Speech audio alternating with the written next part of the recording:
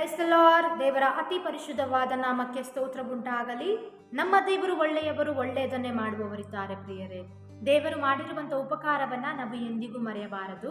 ಈ ದಿನದ ವಾಕ್ಯವನ್ನ ನಾವು ನೋಡಿಕೊಳ್ಳೋಣ.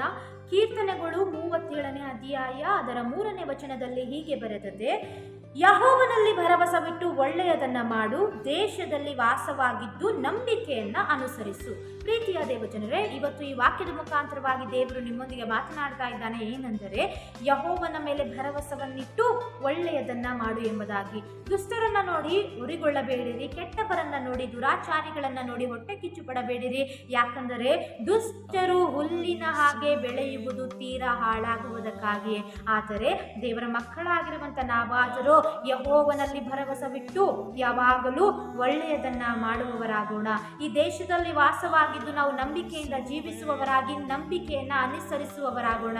ಯಾಕಂದರೆ ನ್ಯಾಯವಾದದನ್ನ ನಡೆಸುವವರ ಮೇಲೆ ದೇವರ ಹಸ್ತ ಇರ್ತದೆ, ದೇವರ ಕೃಪೆ ಇರ್ತದೆ, ದೇವರ ಕರುಣೆ ಇರ್ತದೆ. ಪ್ರಿಯರೇ, ದುಷ್ಟರಾದರೂ ಅನೇಕರಿಗೆ ಅನ್ಯಾಯ ಮಾಡಿ, ಅನೇಕರಿಗೆ ಅಕ್ರಮದಿಂದ ಮೋಸ ಮಾಡಿ, ಅವರು ಅನೇಕ ಲಂಚವನ್ನ, ಅನೇಕ ಹಣ ಆಸ್ತಿಗಳನ್ನ ಗಳಿಸಬಹುದು.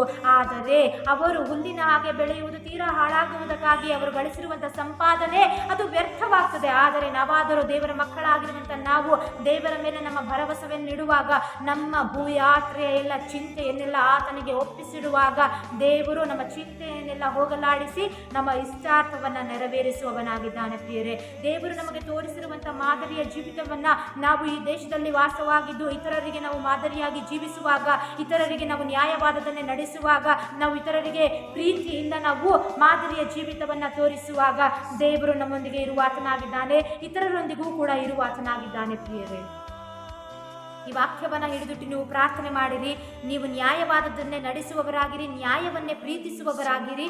ದೇವರು ನಿಮ್ಮನ್ನು ಆಶೀರ್ವಾದ ಮಾಡಲಿ, ನಿಮ್ಮೊಂದಿಗಿರಲಿ. ಆಮೆನ್.